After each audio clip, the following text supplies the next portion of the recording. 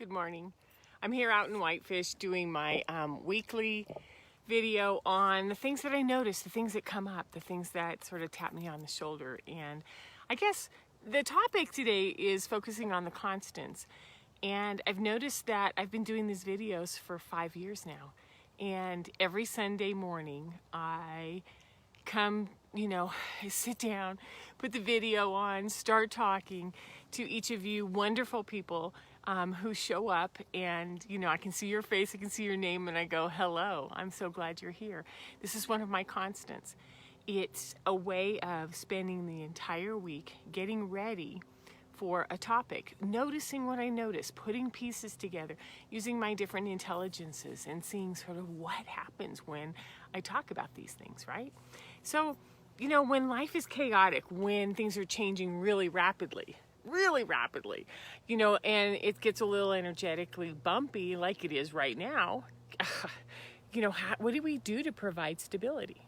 And we're entering that holiday season, and I like to call the holidays like October 30th through January 1st, because, and it could even start just a tad bit earlier than the 30th, but between Halloween, the costumes, the decorating, the candy in the stores, the themes of Halloween, which just immediately goes into Christmas holidays, decorations in every store. They just sort of like, I think even the day before Halloween, just empty it all out and start decorating. It's as if we are being just sort of railroaded for almost 2 full months on what is working, what is not working, right? What you're supposed to do, what you're supposed to buy, what you're supposed to think, what you're supposed to feel about these holidays. So, of course, and then you add the holiday season. I got a prop on my lap, so let me just move it. You add to the holidays these mandates, these continued lockdowns, these mixed messages we're getting from the media. If you've been following astrology, I've been putting a lot more of it on my page. It's intense. There's been a lot of pushing between major players, Pluto, Saturn, Jupiter. They've all come out of retrograde now, so we've noticed a shift there. And as of, November 18th, we enter the winter, or the end of the year eclipse season. So we've got a partial lunar eclipse, which lunar eclipses sort of, go after our deep insides, right? November 18th and 19th. And then we have a full-on solar eclipse on December 4th. And so what eclipses do is that they show up 60, 90 days before and start talking to you. And then they last like 6 months after. So eclipse season is not something to take mildly, because they're catalysts and they shift and they move us forward. So, whether we think we're in control of the pace of the things that matter to us, or we want to be in control, I think ultimately what we need is some tools for when we don't know what to do, when we're a little lost, or when we're feeling overwhelmed. How do we gravitate towards the constants, right? So the question really is, within your daily life, your inner circle, your family, your friends, your children, your lover, your partner, within these significant things that you do, what are you noticing? I do sessions, like many sessions a week. And what the overriding theme is, it just doesn't feel the same as it used to. Everything feels different, but I can't put my finger on it. It's awkward. The pace is off. I'm off, right? So what is standing out for you this fall? What's different? What's odd? What, are you noticing that changes are happening really super fast? Or that, you'll decide something and then boom, you have to make a decision on it and move. I have a daughter that got a job, moved, sold a house, and bought a house in 4 days. So these kind of things are happening really fast, right? So when I talk about the term constant, I always go to the dictionary, right, and come up with something that is a great little definition. So it's something that happens all the time. It's over a period of time, something that doesn't change. It's uniform, it's regular, it's an invariable, it doesn't vary from one thing to the next much, and it is continually occurring. So when life is turbulent, when it's odd, when it's off, when it's different, I go to my constants and I anchor them in. And a couple other words is that they're reliable, they're steady, they're unchanged. And this is where you anchor you in. This has nothing to do with the other people in the world. This is where you anchor you in, right? You. So to use constants to anchor in stability, you think of the things that are constant, that reoccur all the time. So one really good way is to focus on sunrises and sunsets. They never change. What I love living in Montana is that the sunrises are between 7:30 and 8 o'clock now, which means that I don't have to get up at 4 to watch them. So sunrises or sunsets. That I do the moon phases. I've done the moon phases with my tarot cards, and every 3.5 to 4 days I have another phase where I have to consciously move in and go, what's going on in these 3 to 4 days. You can sit down each morning and not just grab a cup of coffee or grab your tea and put it in a to-go cup and dash out the door. Get up and give yourself 10, 15, 20 minutes. I like a half an hour. I've got my big mug of tea, and I sit down, and it's totally silent in the house, and that first sip is like, there it is. That's my tea. So that's one of my constants. You can take a bath at night and listen to really well-known songs or soundtracks or a type of music that you can depend on that will relax you. You can take a walk or run on the same route. You can use reading, inspirational pieces, meditation, yoga, prayer, all of those things that keep you in your own world separate from what someone else is doing is probably the most important thing we can do right now in the form of our constants, right?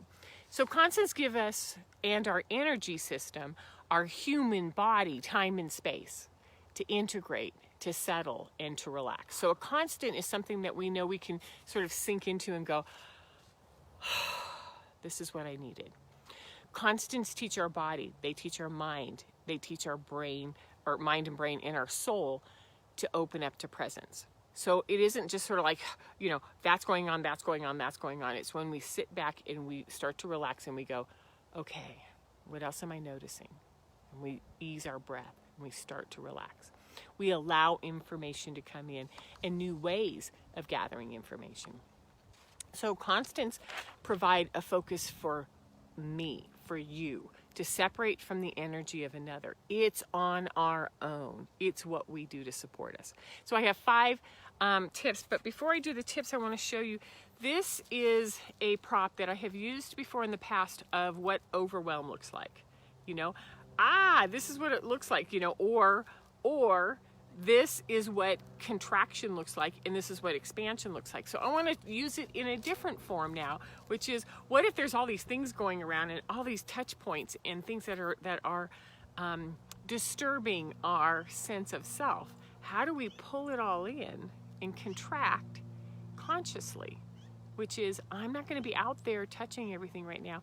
I'm going to pull in and hold until I'm ready, and then I can slowly start to expand out to what matters to me. So this is a great tool for sort of working with the things that ways to give you a visual of what constancy can really do and what overwhelm can look like, right? So I have 5 tips. So the first one is that this is an individual process. The focus is on you, on your being, on your grounding, period. You're doing this for yourself. And if another wants to sit alongside of you, that's your choice. This is not a companion process. This isn't, hey, I'm going to go do something constant for me. You should come do this with me. This is where you do this for yourself, right? It's an individual process. Number 2, it's something that we can use to model to others. When we have young children, we can sit down and we can set up our child in one area, and we can sit down with our tea or our book and say, this is my mom time. This is what I need to do. Or you can say that to a spouse. I need 30 minutes when I come home from work to be able to practice my own constancy and peace. So what we do is, whether they want to join us or not, we model this. We teach them, especially children, especially partners, how we go deep into our own inner world, right? This is where we ground ourselves, okay? Number 3, and we hold boundaries. Hold boundaries on time, on space, on noise, on distractions. You want to protect this. You want to communicate this clearly to others. This is my time. This is mom's time. This is me time. And this is sacred to me. So if you want to touch base with me, if you want to do something, give me 30 minutes and I'll meet you there. Kind of like there's activities. Rumi, there's a field out there. I'll meet you there. But not right now. I'm doing my own thing. Number 4, keep the constant clear of clutter. Meaning, don't fill it with, I'm going to take a walk and just breathe for 30 minutes and then put a podcast on or call mom because I haven't talked to her in a while, or try to get hold of the kid's principal or teacher because I got something to talk to him about, right?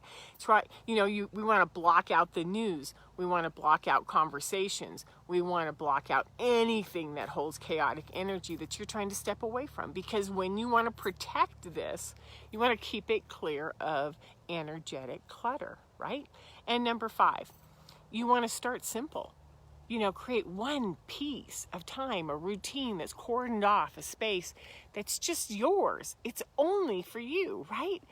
And then you open up and you teach yourself, wow, this is actually working. And then you might discover that you want 1 or 2 more of those throughout the day, and then you pace them out. So these constants are probably the most important thing we can do in times of change, and we are in enormous times of change. These are the kind of things that we learn and then we integrate in. So if you would like some more support with this, you can get a hold of me here on Facebook, here on LinkedIn, here on YouTube, wherever you're looking at. You can subscribe, like, and watch more of these. And you can get a hold of me on DeniseDryden.com. You have a wonderful Sunday and a great rest of your October, okay? I'll see you next Sunday. Bye-bye.